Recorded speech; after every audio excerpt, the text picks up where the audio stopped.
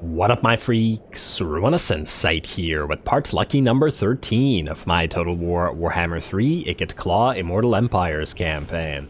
I always say lucky number 13 on these, but for once with Skaven, it feels even more appropriate. Anyway, as we saw last time, our bullying of the of Talzin continued, and now Orion is down to his one last territory. We are going to have to march over there with Ikit, so that is kind of a waste of a couple of turns for him, but that will be the end of Athel Loren, because I think by then Chargelock will have taken Carrick Norn as well. So then we'll only have to really worry about Draika and potentially Elendilling, though I don't know. I feel like it's unlikely that Elendilling actually bothers to come down to us and actually annoy us, but even if he does, I'm sure that Ikit's army can handle him. Anyway, let's see about getting to Castle Baston, shall we? And I think last time we saw that it's fairly unlikely that we can reach this in one bound, so it would be probably pointless to go into March stance, but let's risk it and give it a try anyway. Just in case, who knows? Go here like this. And yeah, stay in our own territory, and honestly, Lewin might attack us like this in March stance, but even if he does, I don't see him winning it.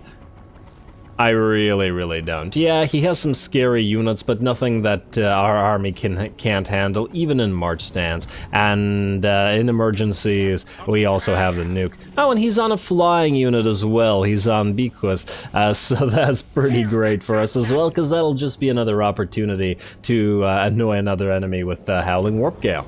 Alrighty, well, let's see. I don't believe there's anything to build remaining this turn. In fact, I believe we moved everybody to the end last time, so we're just ready to end the turn here. Looks like harsh production quotas is going to be up. Building upgrade available? No, I'm pretty sure it isn't. And I don't think anybody can attack us anywhere, right? Other than, well, other than Lewin. Let's see if he declares war. This is his opportunity to hit us while we're in March stance. And I honestly would love a battle, but I'm not going to specifically declare war against him for this, because we have other things to do right now, like destroy Carcassonne, but I'm sure we'll get back to Lewin afterwards. Alrighty, and I assume we've already gone past him. No, there he goes, and away he goes. Probably going after the Barrow Legion. Oh, is Aquitaine going to declare war on us? Yeah, they are. Okay, sure, Aquitaine. I don't think we care. Alright, control +1, infect decay, growth +10 out of the harsh production quotas, dominating scheme is up and running again, and defeat, yeah, that's not gonna happen, that guy's way too far away.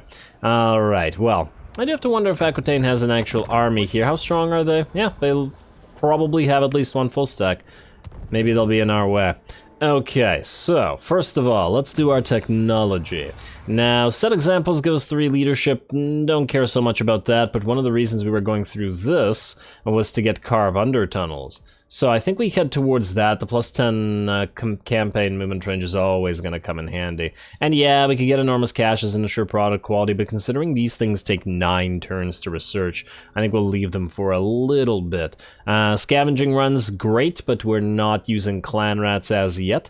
I do want virulent plans, but we have to go through too many things to get to it, so I think we'll leave that for now. I think that's pretty much it in terms of what we really want right now. Okay, that's fine then. Next up, are you in range of Carrick Norn? No, it doesn't look like you are. Or, no, you're not. Well, damn, alright, then you are going to move, let's say, oh, wrong thing, there you go. Go like this, and like, let's say, hopefully you can still reach this next turn. Go here, and then go into raiding stance. Raid him for a little bit. Not gonna be much money, but I'm sure it's fine. And there's no way that they defend this. At least I doubt it. I guess we could move Morphic down there, but there's also no need to do that. And I don't know where Gelt went. Huh. Well, we specifically built Infecticate here so we could see where Gelt was, but now he's not here. Okay, you know what? Infecticate, go here. What do we have? Garsnag is here. Huh. Did Gelt run away? Okay, well that's interesting, if slightly annoying. Okay, you're gonna go back then. And then Infecticate, if Gelt's not here, presuming that he's not ambushing, let's have you go to Matorka, though this guy might be trying to take Matorka for himself as well. We'll see. If he takes it, not a big deal. It would be nice for us to own this, even if we don't use it, even if we just trade it to the ogres. They might be willing to give us a lot for it, and we will probably still betray the ogres at some point in the game. Mostly because I want to steal their pastures. Ikit, are you able to reach best stun? Yes, you are. Okay, so it was indeed very much worth it to go into... Oh, hello. Why, hello there. Are you gonna help? Are you gonna help with this? Oh my, you're gonna help with this. Oh yeah, okay. That's more stuff for Ikit to kill. Okay, we're gonna encircle this and we're gonna actually fight it cinematically in a second. And oh, Carl is here too. Okay, Ikit's just got himself in some slightly dangerous territory potentially. Neat. Also, you no longer want the defensive alliance, but meh, not a big deal. I don't think we care that much about that anyway. I sincerely doubt he's gonna declare warness, and honestly, even if he does, he has one settlement that Ikit can take with great ease. Liv, you have discovered Molder for us, and Molder has 4 armies here, but somehow still failed to take help. In fact, they've sacked it rather than occupying it. Are you kidding me? I wish you could tell non-allies to directly occupy stuff, because you're being stupid right now. We want that help hit. Although, if they lose all these armies, maybe Confederation, who knows. Alrighty, now, who currently owns Erengrad? It's you, huh? I was gonna have Liv build the undercities at various dark fortresses, but you know what? With Erengrad nearby and the decent amount of money that it makes, maybe now's the time to build the undercity there. We can always go northward towards other dark fortresses later, and maybe Erengrad can spread some stuff. Plus, it's also nearby, and we can spread out now. Also, before I forget, let's get that dominating scheme up and running. I don't really care about the control. In fact, the control is kind of a negative, but the food per turn and the recruitment cost reduction could be useful right now. Perform right. Basically using that every time it's up. And then because of the recruitment cost reduction, we can recruit these guys cheaper, right? I don't remember how many I did of each now. I assume 3 and 4. Yeah, something like that. Man, these guys are cheap to recruit like this. Man, 358 and 358. I'm almost tempted to take advantage of that and build a couple poison, more poison wind, more to... No, we gotta transfer the warp lightning cannons. What about more Jezzails? I mean, a few of the other armies could use Jezzails, but honestly, we can't build everything in these armies right now. Let's just keep to this. For now. It'll get changed up later, I'm sure. Okie dokie. And, oh wow, we're making 1,000 less gold per turn now. Because we are building new stuff, but still, we gotta be a little bit careful with that. Now, is anybody likely to get attacked, or is it even possible? You're not going to attack, and you don't even appear to be recruiting. I think this faction is just broken, and they have given up. Alrighty, well then. It's time for Ikit. Let's level you up, my friend, and then we shall attack. Let's get you Flensing Ruin. Let's get you Magical Reserves. I mean, I guess we're getting a little bit of everything and then unlimited power. Ikit should have a decent amount of points left over still. I mean, 1, 2, 3, 4, let's say 5. I usually ignore this one, but that'll take us to 35, so that would still be plenty of points to move into the blue line. Alright, well it looks like we'll be moving into the blue line then. There's actually some decent stuff here. Mine all mine, income from post-battle loot, and stealing magical items. Of course, the upkeep reduction for Quartermaster, and then the possibility of Lightning Strike. Although I do enjoy it when Ikit fights when Ikit fights multiple armies at the same time. And then here we'd have to choose between Ancient Cunning and Looter, because we do loot a lot of stuff as Skaven. Wait. What is looting settlements? Is that when you loot and occupy? This isn't sacking? Does this count as sacking as well? Does anybody know? Or does it have to specifically specify sacking? So is this only when you loot and occupy? Huh. Seems odd. It seems odd, especially for Skaven who can sack without penalty. But anyway, well, let's see. You, Clash, you have extra powder. We could keep moving through Sapper, but I guess we want to go through Arms Dealer first. And then you should be getting Ballistics Calibration, or rather extra powder now. You already have Ballistics Calibration. Okie dokie. I gotta remember to use those Doom Rockets, though. Not the big Doom Rockets, not the Warpstone Doom Rockets, but the mini Doom Rockets. Are you telling me these are not warpstone doom rockets? You're telling me there's no warpstone in these doom rockets? Why is this specified to be a warpstone doom rocket, whereas this is just a regular doom rocket? I have a feeling there's a warpstone in there. Just a feeling, though. Alrighty, well, I guess we're going to fight this now. We may want to get at least one use of Menace below, mostly so that we can identify any enemy units while they're hidden, if they become hidden. Not that we really need it. Alright, here we go, obviously cinematically.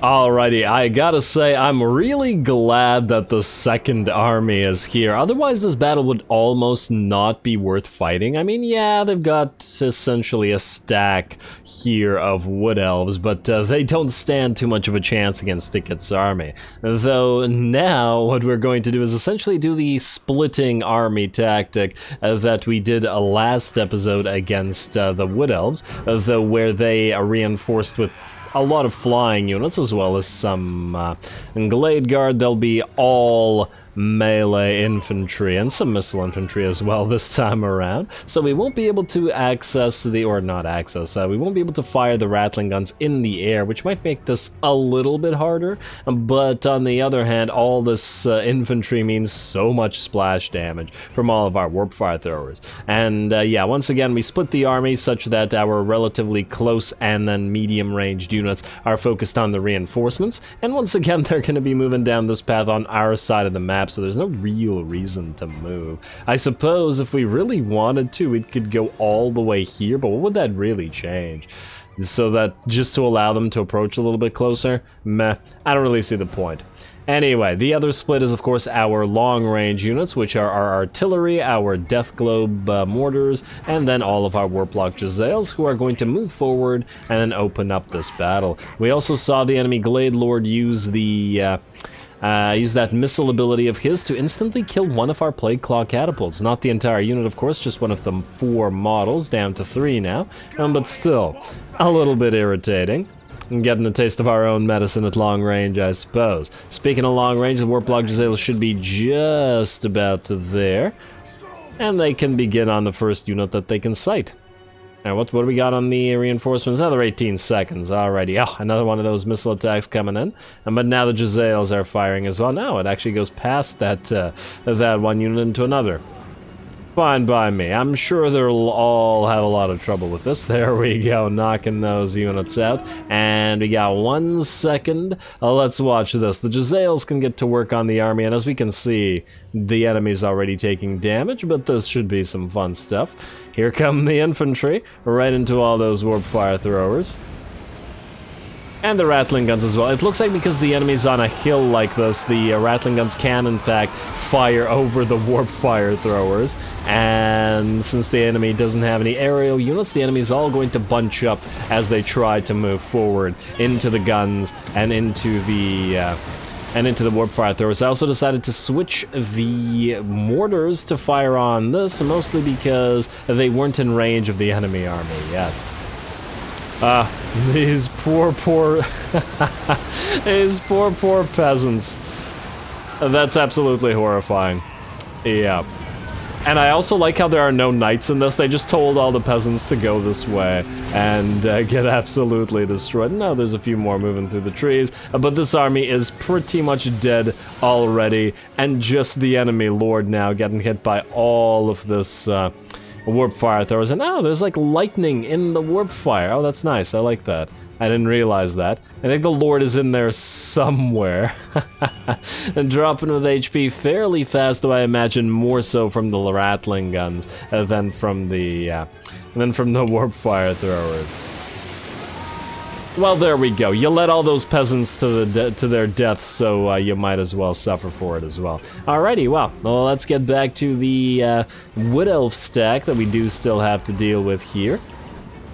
And they have some mounted... Oh, they actually have Knights of the Realm unit here, ironically, with the better army, rather than with the peasants. We'll have to be careful about those guys, though, as a charge from them could be damaging.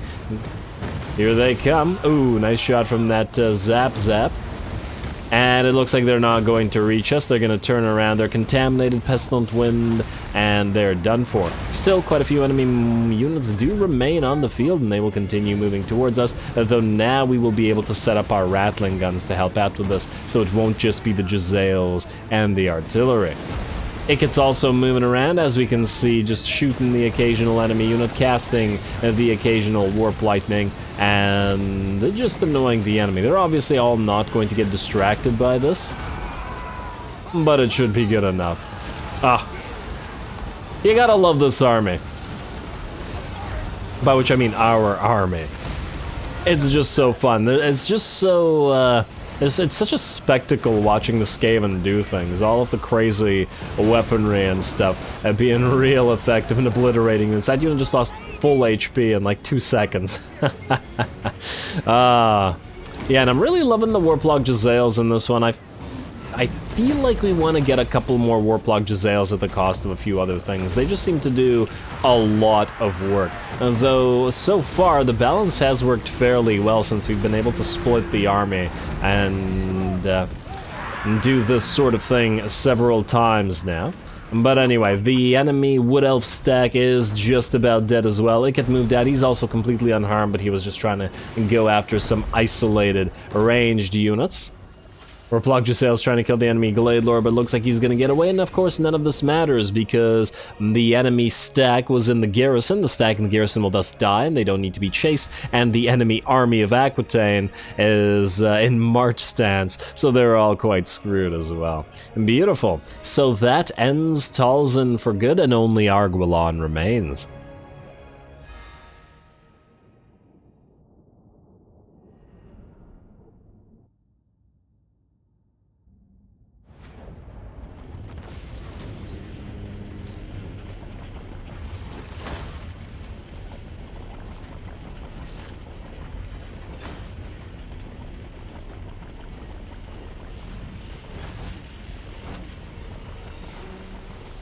Alrighty, well there we go. I never realized that the outposts all use that map, don't they? And that map seems absolutely terrible when you have reinforcements coming in, because, I mean, this is the second time they've always been appearing on our side of the map. So you're essentially, if not forced to, but essentially almost forced to, but at the very least incentivized to deploy in such a way that the enemy essentially advances into your guns with their reinforcements, and it never ends well, at least so far. Of course, you could move forward past the reinforcements and allow them to hit you in the back, but why the heck would you? Anyway, they're all dead. Ikit got a little bit damaged. I don't mean himself, I mean this one unit of rattling guns, and that was, I think, primarily due to friendly fire against charging mounted yeomen. Let's salute and occupy the place. Now, we don't want to bother holding on to it. Mission successful, yes, yes, yes. Faction destroyed, Talzin, and so ends Talzin. Now, we want to be careful about moving to these territories, and the reason for that is we don't want to annoy Ulthuan, because they'll just start coming for our coastal territories. Although, on the other hand, we're fairly far from them. Since we're not holding the coast here, they're not that much of a concern. I do have to wonder how well Nakari is doing as well. He's got a decent amount of Slaaneshi corruption, although he's losing some here. We got vampiric corruption in Toranlek, which means Dreadfleet, probably. I assume. There's like a considerable amount of vampiric corruption in this entire province. Huh. Really? Dreadfleet has taken that much over this? Oh, it could also be the Drowned or somebody. And you're losing corruption in Torakar and the Shrine of Kurnus, so you're probably lost a few territories there. I'm just wondering where we send Ikit next. Now, he can stay in Bestan, and we can either abandon it, or, potentially... Oh, we can't even give it to you? Oh, that's annoying. So, he technically borders the place, but I guess the game doesn't count when borders are not land borders, like over mountains doesn't count as a border, because there's no road to the place, I guess.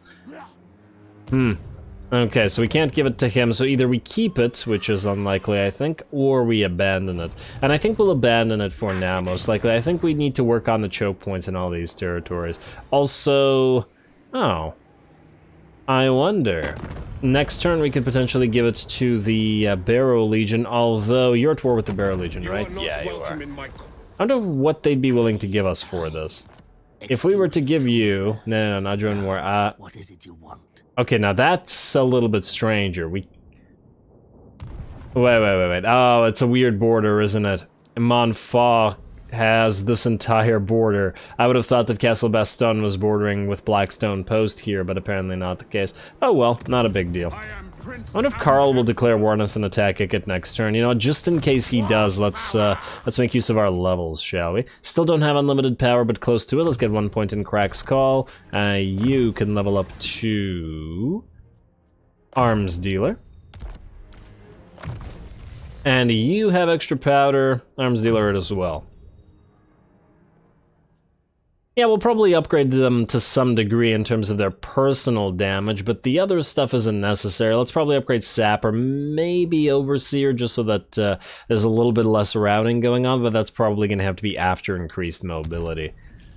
And we're currently using your increased mobility, Balequint, are we not? Because you joined the army second, so we got to make sure that you're the one who gets that first. I'll probably just get it on both of them anyway, because the heroes have more points than they need, but still, something to consider. Anyway, Scheif, how are we doing here? 2 more turns, and then you're ready to go, hopefully, for that Skull Island. Nobody's taken it as yet, though I don't like how there's a bunch of rogue armies moving around. They could potentially randomly attack us. I also want to double-check our quick deals. Bone Rattlers really want some peace. Vamps don't like the Bone Rattlers that much. I wonder if it would be beneficial to ally with them. They're enemies with most of the enemies we hate. What's the chance Azag survives? Not quite sure. I wonder how Throt feels about them. Right, you know what, let's go with regular diplomacy. Throt, how do you feel about the Bone Rattlers? Oh, please don't tell me there's no territory belonging to them on the map. Oh yes, there is, Beckhoffen. And they kind of like each other. There's a little bit of aversion there. Oh, wait, I did that backwards. We want to see how Throt feels about Azag, not how Azag feels about Throt. Oh, but Throt doesn't own any damn territories, which is the problem. You know what, I guess we'll go non-aggression pact. For now. They'll give us 1,000 gold. And we'll see. Hopefully Throt's not pissed about it. Aversion? How dare you? Aversion and strategic threat, but yeah, no, they don't seem to care about the treaties with Azag, which is great. Alrighty, and is there any other quick deal that we could take advantage of? Disciples of the Maw, we could go military, or defensive alliance, rather. Don't care about the peace treaties. Argolon would rather die than peace out with us, which, you know, fair. Burning with nomads we could trade with. But they're probably at war with Eshin.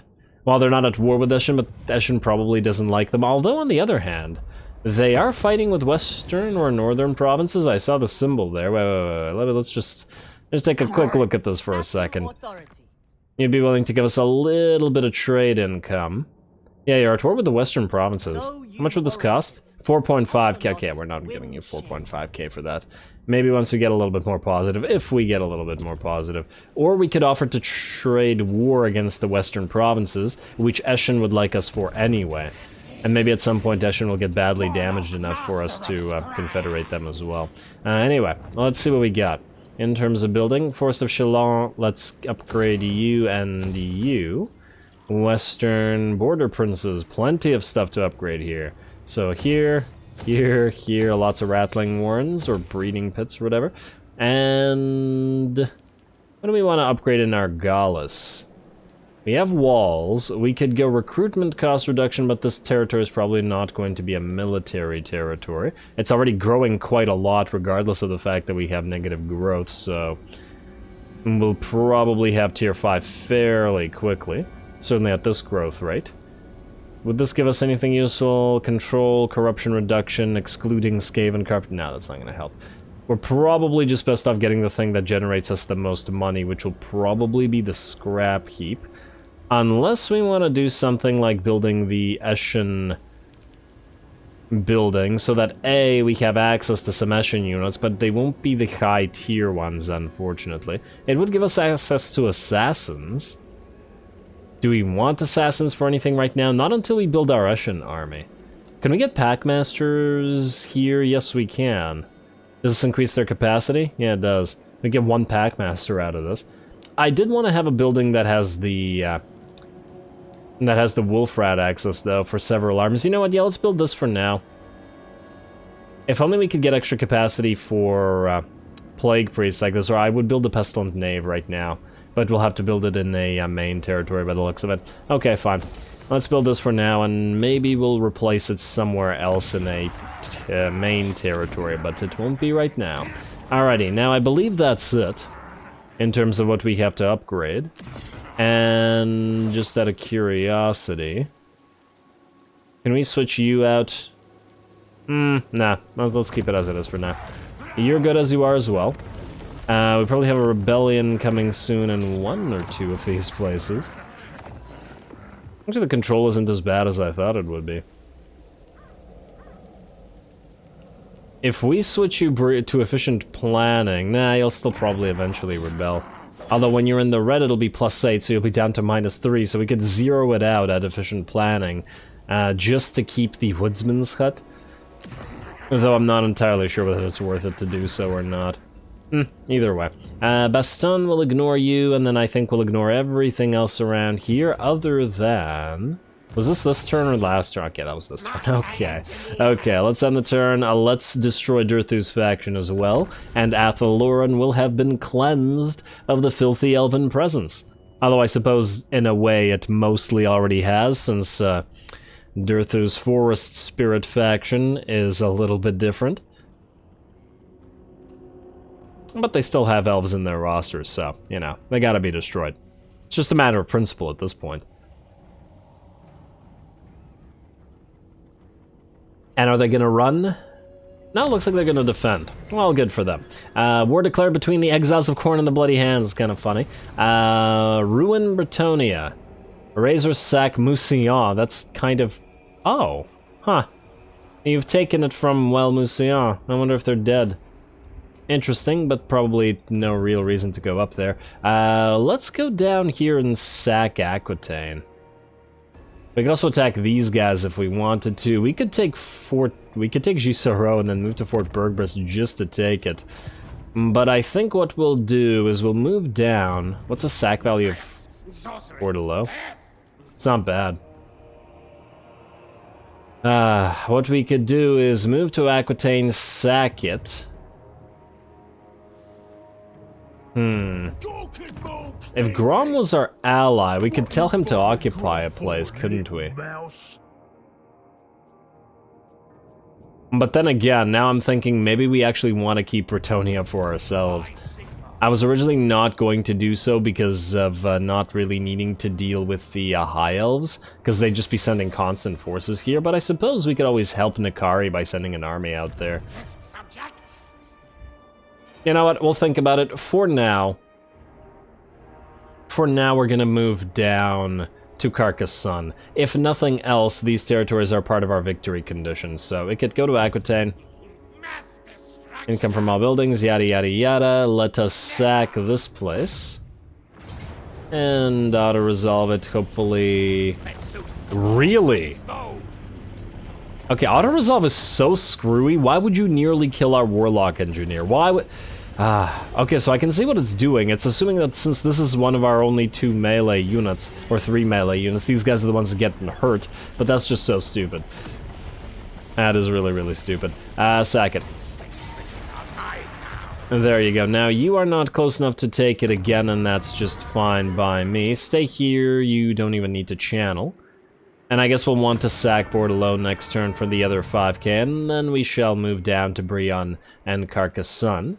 Oh, for the love of... These guys are still alive. Okay, so they will be attacking Quinnell. What do we have here in terms of garrison? Not perfect. We don't have the warp bomb because it's only level 1. I will not blight my I do wonder whether we could defend this or not. I would like to keep the pasture. Man, I didn't realize these guys would have so many armies. We just killed a full stack. never. 2. Alright, well, we're gonna summon a temporary lord here. Definitely gonna have to be a warlock master. I guess we're gonna go with the strong one so that he can fight a little bit more, but mostly it's we want access to the warp lightning. Right there, and okay, yeah, Fey Enchantress is probably gonna declare war on us next turn. I'm almost completely sure of it. Must keep my holy vow. Alright, you know what? Here's what we'll do.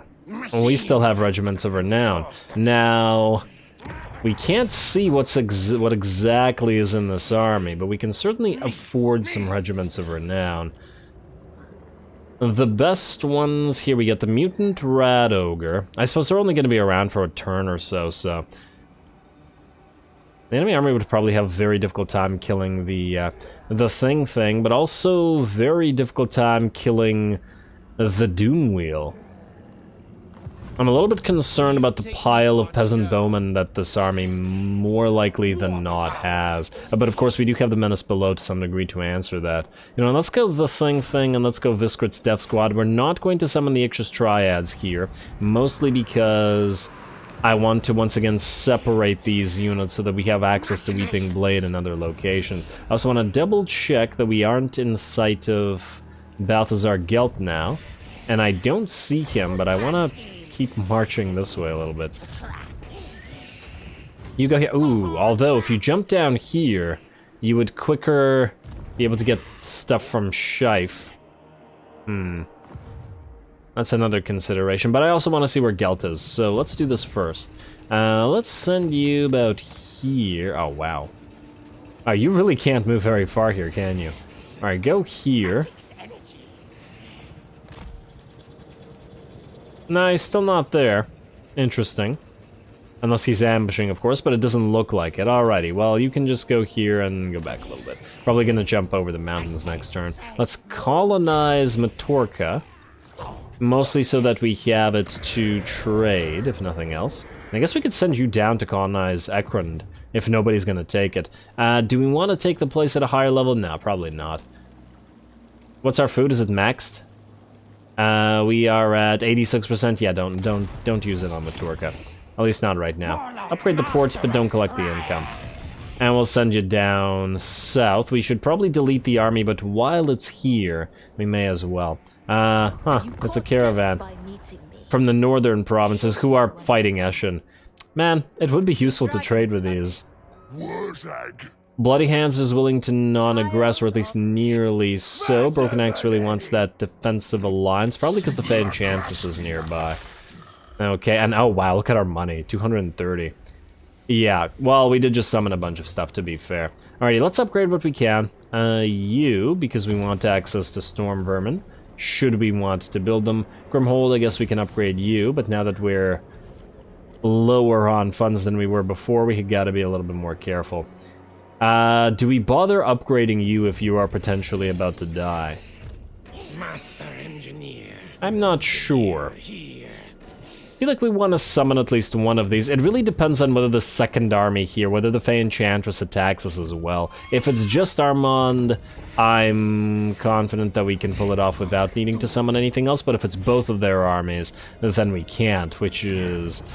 yeah, which is pretty unclear.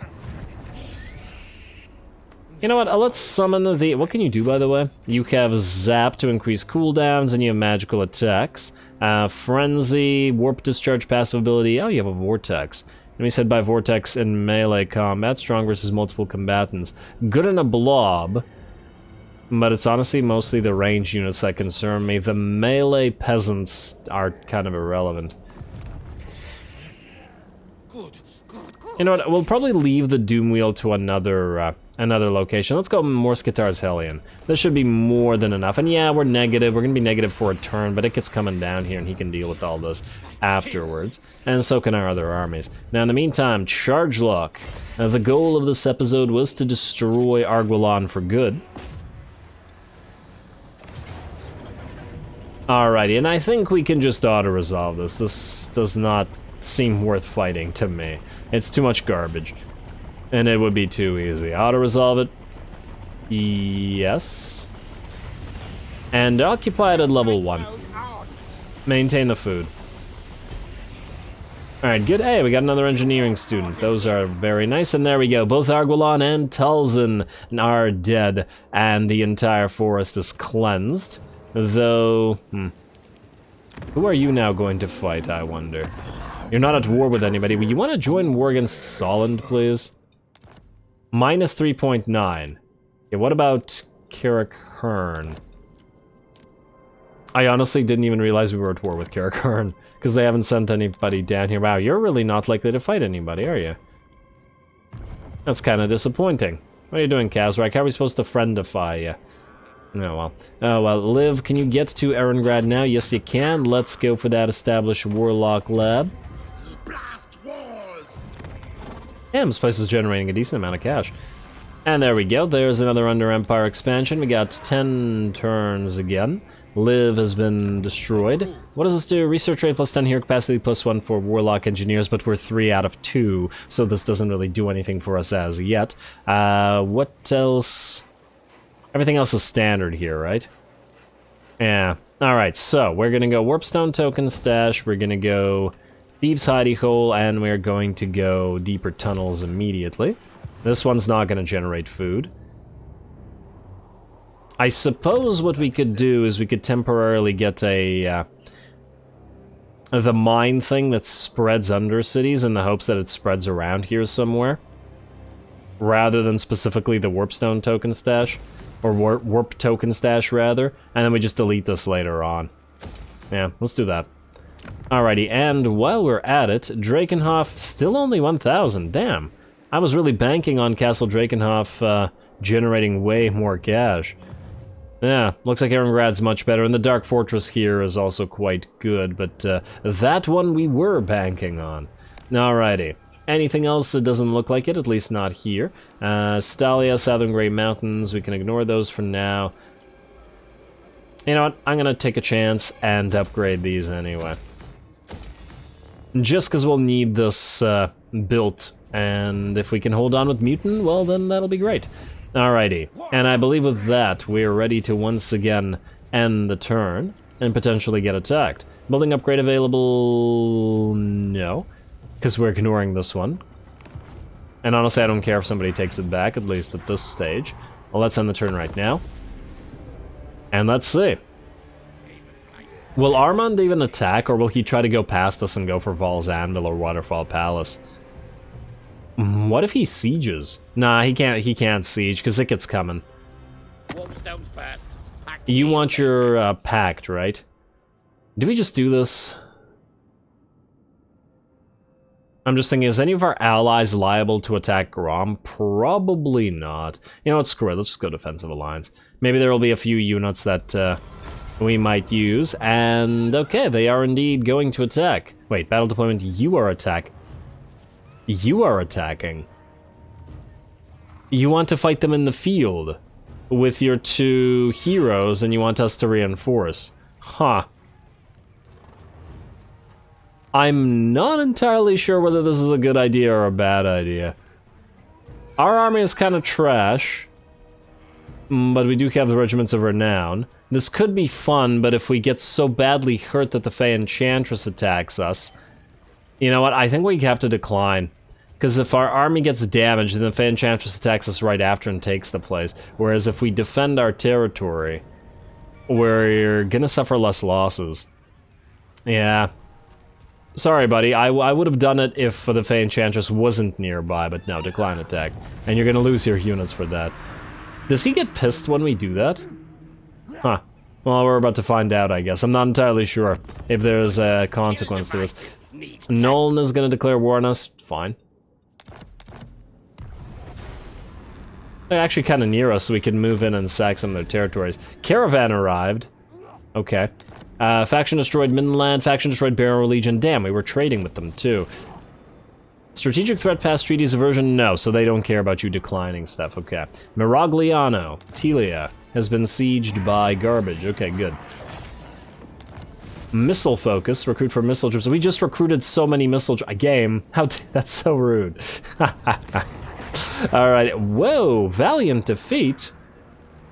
It's not okay, we're gonna have to actually manually fight this. Okay, fine. We'll do that one next time, I think. We'll do that afterwards. Also, we're at 96 food, so we can take something at high level. No, you could go up here and go after Rico, but I was gonna send you for the Skull Island. We could also have you just for fun attack Mad Mulletson, if we really want to. Lots of stuff to do, potentially. What is this? Ooh, a mysterious island. Good, go here. And Farsight. Damn. I was hoping for a better faction-wide buff, but it's okay. Go Stone Mine Tower and occupy it next turn. Free territories are free territories after all. And I want to see what Ikit can do. Now, he could attack Bordello and sort of 7k now. And we could attack it after all, or we head down here. We're very near to the Fey Enchantress. Might be a decent time to declare war on her. And oh, wait.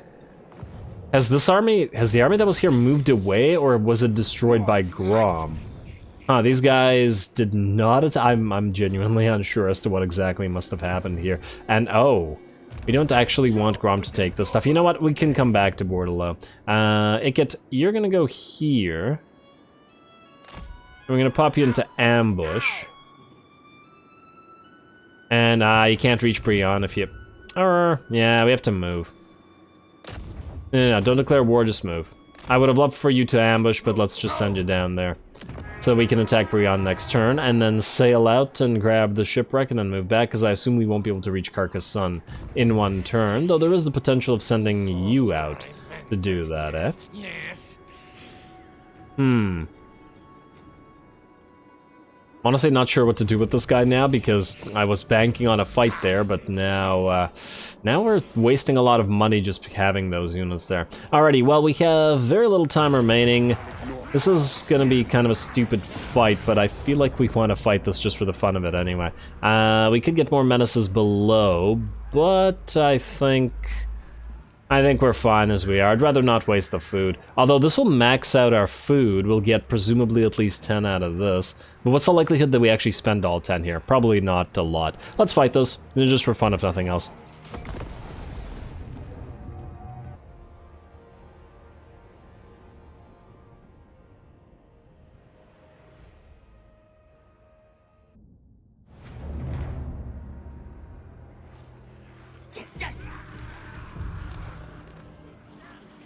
Alright, yes, and nothing else. It looks like our Stormvermin are not much for making speeches, but hey, at least we'll get to watch them fight here. Should be a fun time. We haven't seen a lot of Stormvermin action throughout this campaign. In fact, I think we only used Stormvermin one time in a defensive garrison battle.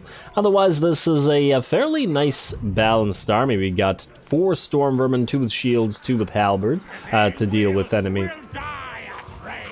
Yes, they will. To deal with enemy cavalry as well as large units, we have 6, I believe, units of various types of knight and gutter runners. 2 with slings, 4 without, and we can use those to hit the enemy in the flanks as well as possibly any... chase down any enemy units, because while we don't have anything that's like cavalry, no Doom players or anything like, these guys should be fast enough. 49 speed is pretty damn solid on those gutter runners, considerably better than the standard infantry speeds, and thus they should be more than fast enough to kill the enemy. Plus we have our Plague Claw as well to start and force the enemy to go towards us. Speaking of said enemy, they are in really unfortunate army composition, aren't they? Why is this rebellion just a pile of melee units and nothing else? It's very strange. I mean, yeah, they have two of those pistoliers, but honestly, if this army had 6-ish crossbows instead of some of those swordsmen, or better yet, some of those spears, probably, then this army would have been a lot stronger, a lot more viable, and a lot more likely to do actual damage to us. Like this, we're really not threatened. We can hold ground for a while and just destroy them over time. I'm not even sure we'll need the warp bombs or the menaces below here, though at least we can use the menaces below to annoy the pistoliers and maybe charge the enemy infantry line in the back. I suppose we'll see. Anyway, it looks like the anthill has finally been kicked. The enemy is annoyed about the Plague Claw catapult continuously bombarding them, though it isn't doing too much damage at this range. I'm sure that'll change over time as the enemy gets closer. Alright, getting a few more shots in there. Those went a little bit wide, but still a few hits. And here we go. Ah, okay, that one was good, or at least decent. And here they come. Also, enemy lord is at level 1, but you know, it is a rebellion lord, so that's not surprising at all. Alright, here comes some pistoliers versus our gutter runners. Now, these are the gutter runners that have stock. So, this is just the pistoliers magically knowing we're here, I guess. Or maybe they were, I suppose they could have been trying to go around our flanks here and then come upon the gutter runners. That's okay, though. I'm sure their shurikens can deal with these guys, especially if we can manage to hit them in the back with a menace below. Ooh, you gotta love those pistol volleys, though.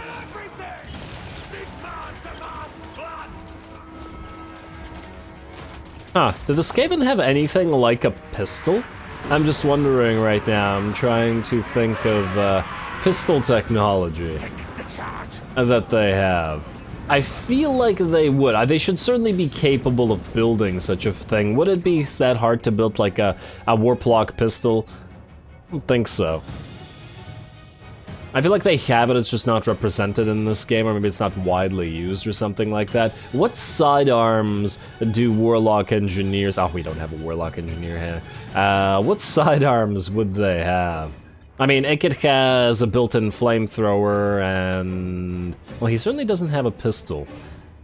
But I'll be damned if the Skaven can't make one if they really wanted to. Even a single charge shot with, you know, with a warpstone bullet. Save it for lords and stuff like that. But anyway, here come the main enemy units. I got distracted by those pistoliers, just, you know, imagining how lovely it would be to have like a full rank of Skaven with a volley like that, similarly. Alright, the enemies are gonna charge into our clan rats first. I kept our Stormvermin a little bit back behind most of the clan rats, with the exception of our Lord unit of Stormvermin, who's right in the center right here. Wait. Who's right in the center right here. They're all behind our clan rats, and the reason for that is, of course, so that the charge, A, hits the clan rats, but B, so that those pistoliers, presuming that they aren't dead yet, and this unit, while badly damaged by our slingers, is still not dead, and we don't want them firing their shots into our precious Stormvermin. Otherwise, it's going to be a classic sort of fight here, basic clan rats versus a basic swordsman, and by and large, the swordsmen certainly outstat the clan rats in pretty much every single way. Actually, no, pretty much every single way other than speed, but not to worry, our Stormvermin can always join the fray, and indeed, they have done so over here. Alrighty, too bad they're not fighting in the light, but we can see them here. At least a little bit. Actually, it turned out to be a pretty fun battle. I like the whole massive front line that we've got going on here. Man, imagine if we had Scorch here, like if we had a Warlock Master. Scorch through this would have probably gone along the entire line, then we could just spam Warp Lightning right in the middle of this blob. Actually, speaking of this blob, we have our Plague Claw Catapult, which is this lovely position on top of this hill, targeting the center of this blob here, and it seems to be doing quite a good job at that, as well as our Gutter Runners, or actually these are Night Runners, no, they are Gutter Runners, who are going to move to the back of this unit and start hitting them in the back. Similarly, our Night Runners, which are over here, are going to do the same thing, and we have our Stormvermin with Halberds who are on the flanks fighting enemy spears, and they should be able to win that, I think. 23-47 versus 25-41. Actually, their melee attack and defense stats are quite similar, but we have armor piercing as well as a much, much higher armor stat, and considering they don't have that armor piercing, I doubt that they're going to win it. If nothing else, by virtue of the fact that we don't have a Lord or any fancy weapons teams here, it's making this fight quite fun. Just by virtue of the fact that it's different. As in, we can watch battle lines engaged like this. And it's certainly making me want to build our Clan Moors stack, and presumably our Clan Rictus stack as well, a little bit earlier. I'd like to send a Clan Moor stack down to Clan Moors. And there we go. Oh, it looks like the Plague Claw catapults firing into the middle of the enemy formation has started to rout the enemy. They're probably also not happy about taking constant shurikens in the back from our gutter runners here. Though it doesn't appear that they're dropping too many of the enemies. I wonder if these guys have a higher accuracy if they're closer to the enemy. Though I don't imagine their accuracy is too low. I'm not seeing too many shots miss anyway. They seem to be dropping an okay amount of enemy units. Otherwise, it looks like the battle is going to be ours reasonably soon, I would imagine. Balance of power is about 70% in our favor. The enemy lord is now engaged by our own quote-unquote lord of Stormvermin, who are surrounding him and attacking him. Fortunately, these are the sword and shield, though I suppose with the armor piercing of the halberds, maybe that would have been better. I do wonder. But that lord is pretty isolated, and I don't imagine he's going to have a very good time. Otherwise, our other unit of Night Runners has arrived and is now hitting these enemies in the back as well, and I don't imagine, once again, that the enemy can do anything about it. Alrighty. Another little flyby on the front here.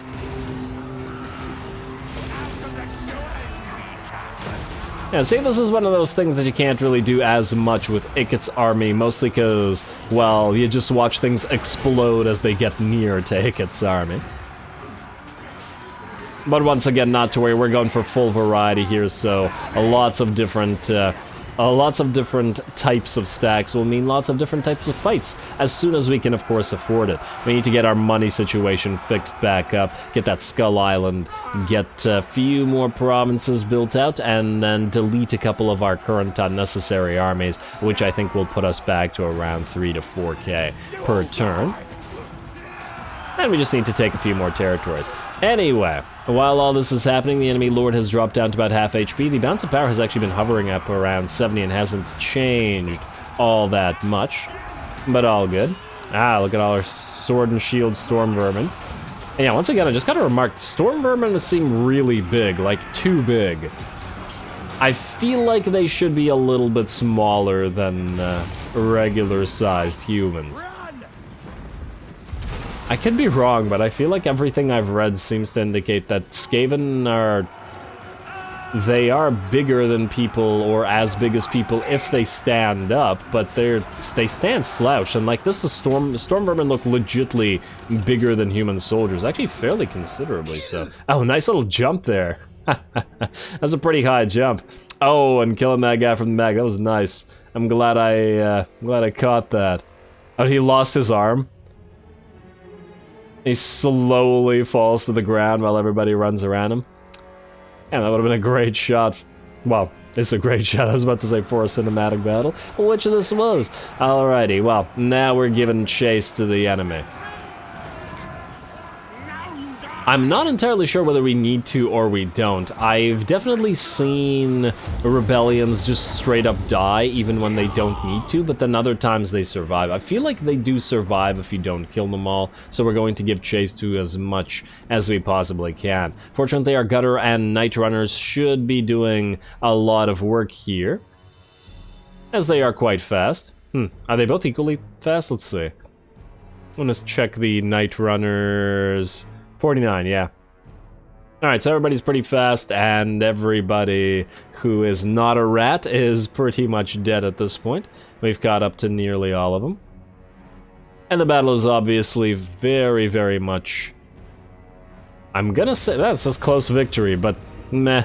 I mean, sure, we lost some clan rats, of course we did, but it really wasn't that bad, especially considering the fact that we didn't commit any warp bombs to any of that. So yeah, but still, a pretty fun battle and a nice change of pace, if nothing else.